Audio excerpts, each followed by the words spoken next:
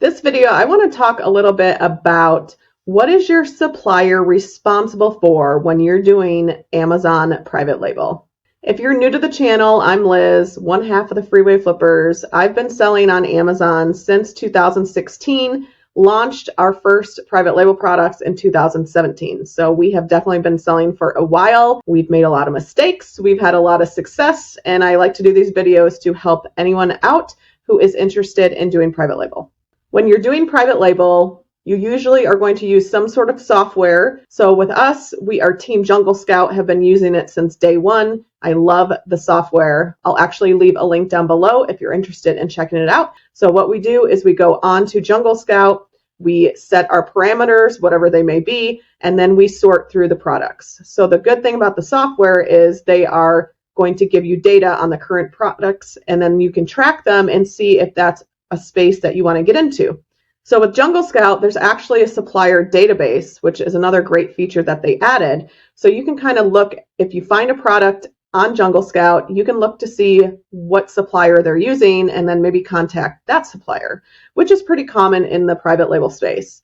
So first off, when you're contacting the supplier, there should be at the factory, there should be some sort of sales rep that is responsible for orders. So you'll communicate with them, you'll communicate for pricing and any orders or any samples, things like that. I do have a manufacturer template. So when we're reaching out and vetting new suppliers, I actually have a template that you can download. It's on Gumroad and it's free. Just put in 0 when you go to purchase it, and then you can download it and just fill in your information when you're contacting suppliers. So that's just a nice tool that we had somebody make for us, and then we kind of catered it to what we needed, but it's free, download it, and then when you're ready to contact a supplier, you already have that template.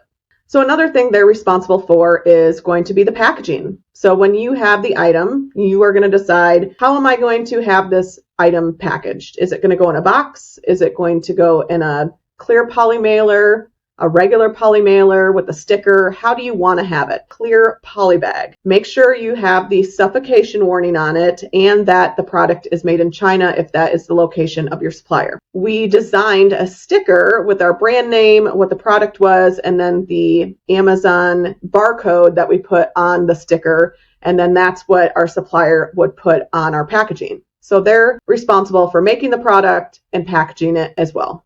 Once the order is done, then you can hire a third-party company to come in and inspect your items, especially now because there is so much competition and you want to have quality control. But we really built really good relationships with our suppliers, and we have never paid to have that done. But I would recommend it. We've been using the same supplier since 2017. So if you are going to vet new suppliers, that would be a really good thing to pay for. It's going to be extra, but at least you have a company coming in to kind of inspect your product, make sure everything looks good. You don't want that product to be shipped from the supplier over to the Amazon warehouse and then have an issue with that product. So that is why the third-party inspection companies are really important to have. So when the order is done, you are going to have your item shipped to Amazon or to your house or wherever you're going to store your product, whether it's going to go directly into Amazon or you're going to hold on to it. So you have to figure out, how am I going to ship the product? Suppliers, you can ask your supplier to work with their freight forwarder and maybe give you a quote. You can contact other freight forwarders, but the factory or the supplier will be responsible for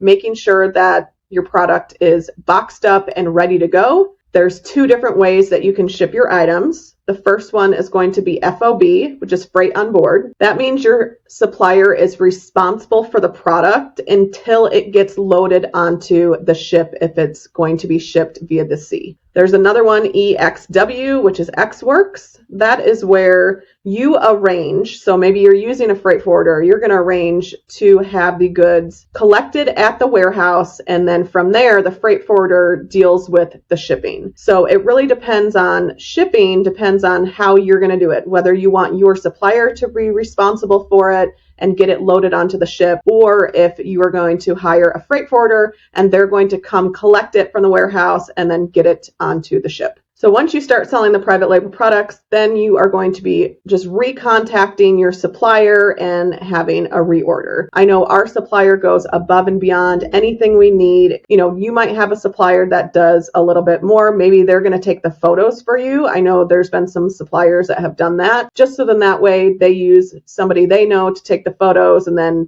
you will have the photos up front, build the listing on Amazon. So pretty much that's what suppliers are supposed to do when it comes to private label products. If you have any questions about private label, make sure you leave them in the comments down below. And until the next video, I'll catch you on the flip.